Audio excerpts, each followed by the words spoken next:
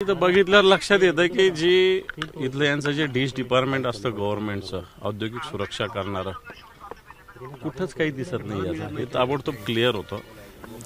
कारण हा जो एरिया जर बघितला अशा रेसिडेन्शियल दाटीवाटीच्या एरियामध्ये विषारी केमिकल्स असणाऱ्या फॅक्टरीज चालणं हाच मोठा क्राईम आहे. आणि इथे भले 10 कामगार असेल, प्रत्येक कामगाराच्या ठिकाणी रिॲक्टर जिथं आहे तिथं टेक्निकल माणूस असलाच पाहिजे अशा प्रकारचा नियम आहे. इथं कोणता टेक्निकल माणूस दिसत नाही. कारण रिॲक्टर हँडल करणं काय साध्या कामगाराचं काम नाही आहे, तो करूच शकत नाही. त्याचं काय ड्युटी पण नाही, तो करू पण शकत नाही. त्याच्यावरती अपेक्षा ठेवणं चुकीचं आहे. कारण रिॲक्टरचा स्फोट ज्यावेळेस होतो ज्यावेळेस टेम्परेचरमध्ये वेगवेगळ्या केमिकलचं प्रमाण जे आवश्यक आहे ते अव्यस्त होतं, त्यावेळेस रिॲक्टरचा स्फोट होत असतो. आणि म्हणून अशा ठिकाणी हा स्फोट झाला. याला जबाबदार पूर्णपणे इथली फॅक्टरीचं मॅनेजमेंट आहे आणि औद्योगिक सुरक्षा विभागाचं दुर्लक्ष या विभागाकडे हे आहे. हा झाला एक भाग. दुसरा भाग, माझ्या माहितीप्रमाणे 2.5 वर्षापूर्वी उद्धवजी ठाकरे साहेब मुख्यमंत्री असताना या भागात बैठक झाली होती. या भागात अशा पद्धतीनं जवळपास 450 फॅक्टरीज आहे. त्यातल्या 5 फॅक्टरीज ज्या विषारी केमिकलच्या आहेत या इंडस्ट्रियल एरियाच्या बाहेर शिफ्ट करण्याचा आदेश झालेला आहे. काल ऐकलं काही जण, काल महाराष्ट्राचे मुख्यमंत्री इथं येऊन गेले, त्यांनी सांगितलं की आम्ही अंबरनाथला आहोत. परंतु हा निर्णय 2 वर्षापूर्वी झाला. हे आल्यानंतर याच्यावर एक पाऊलही पुढं उचललं गेलेलं नाही. ह्या ॲक्सिडेंटची वाट बघत होते का? एवढ्या 7-8 जणांचा बळीची वाट आपण बघत होतो. कारण हा ॲक्सिडेंट या इंडस्ट्रियल एरियातला पहिल्याने माझ्या माहितीप्रमाणे मागच्या 2016-17 पासून 5वा-6वा हा ॲक्सिडेंट आहे. अनेक लोकांचे बळी जातात आणि याला सर्वस्वी जसं इथली ही फॅक्टरीचे मालक जशी जबाबदारी तसं इथले उद्योग विभाग जबाबदार आहे, प्रशासन जबाबदार आहे आणि सरकारसुद्धा जबाबदार आहे. आपण जर बघितलं तर प्रोग्रेस सारखा मोठा स्फोट झाला होता. त्यानंतर अनेक वेळेला आगी लागल्या, स्फोट झाले. प्रशासन फक्त तात्पुरती कारवाई करते, पुढे काही करत नाहीये. त्यामुळे एक आपण विरोधी पक्षनेते आहात, हा आवाज आपण विधान परिषद उठवणार आहे का आणि ठोस कारवाई याच्यावर होईल का? हे पण मागच्या वर्षभरात मी सांगतो, जिंदालच्या कंपनी नाशिकला स्फोट झालेला, बोईसरला स्फोट झालेला, त्याच्यानंतर रायगडमध्ये स्फोट झालेला, इथं स्फोट झालेला, संभाजीनगरला स्फोट झाला, नागपूरला झालेला.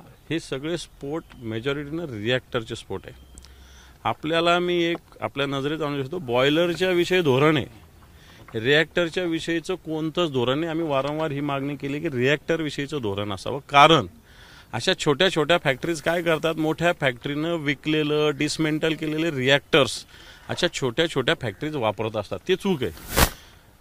आणि म्हणून वारंवार माझी तरी मागणी राहिली की रिॲक्टर विषयी जसं बॉयलर विषयीचं धोरण आहे तसं रिॲक्टर विषयीचं धोरण असण्याची आवश्यकता आहे. हे रिॲक्टर का फुटतात? कारण हे जुने, हे महागडे असतात रिॲक्टर. छोट्या कंपन्यांना हे खरेदी करणं सुद्धा अवघड असतं. मग मोठ्या कंपनीनं डिसमेंटल केलेले, फेकून दिलेले अशा पद्धतीनं रिॲक्टर ह्या कंपन्या वापरतात आणि त्याच्यामुळे स्फोट होतात. साहेब, सुभाष देसाई जे उद्योगमंत्री होते त्यावेळेस प्रोग्रेस कंपनीचा स्फोट झाला होता आणि त्यावेळी त्यांनीच ही घोषणा केली होती की इथला जो फेज 2 हा जो भाग आहे, स्पेशली याच पट्ट्यामध्ये 3 स्फोट झाले. 2016ला प्रोग्रेस, 2020ला मेट्रोपॉलिटन आणि आता अमुदान कंपनीचा. म्हणजे 2-4 वर्षामध्ये मोठमोठे स्फोट झालेत, अनेक जीवितहानी झालेले आहेत. तर 2016चा स्फोट झाल्यानंतर त्यांनी असं म्हटलं होतं की हा फेज जो आहे हा रेसिडेंशियल झोन जो फार जवळ आलेला आहे, तो इथून शिफ्ट करणार होता. मी तशी घोषणा केली होती, तसं काही पत्र देखील त्यांनी जारी केलं होतं. नंतर पुढे काही कारवाई झाली नाही. मी तेच सांगतो की उद्धवजी ठाकरे त्याच्यानंतर उद्धवजींनी या भागात बैठक घेतलेली होती, पूर्ण उद्योजकांची, या भागातल्या सगळ्या इंडस्ट्रियलिस्टची. आणि स्पेसिफिक सगळा इंडस्ट्रियल एरिया तर शिफ्ट करणं अवघड आहे. परंतु ज्या 5 कंपन्या इथल्या या सगळ्यात आधी इथून शिफ्ट केल्या पाहिजे, इथून बंद केल्या पाहिजे हे ठरवलेलं होतं. दुर्दैवानं आमचं सरकार गेलं. आताच एक गद्दारांचं सरकार आलं.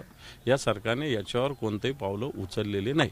मला वाटतं या उद्योजकांना पाठिंबा देण्याचंच काम हे सरकार करतं. अशा प्रकारे अनधिकृत उद्योग चालवणाऱ्यांनाच सपोर्ट करण्याचं काम हे सरकार करतं, अशा प्रकारची शंका आमच्या मनात आहे.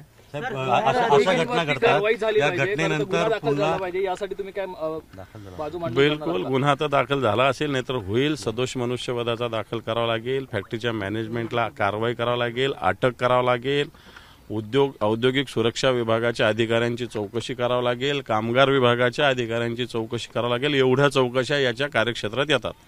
याच्यात फक्त पर्यावरण विभागाचा सुद्धा याच्यामध्ये रोल आहे.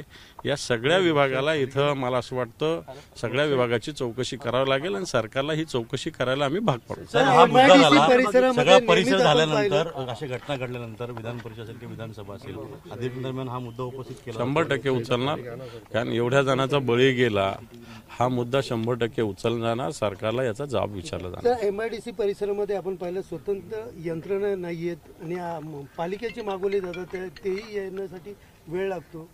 हे बघ, खरं तर ही जबाबदारी या MIDCची आहे. हा अधिकृत MIDCचा परिसर आहे. पालिकेची सेकंडरी जबाबदारी इथे, फर्स्ट जबाबदारी काही पालिकेची नसते.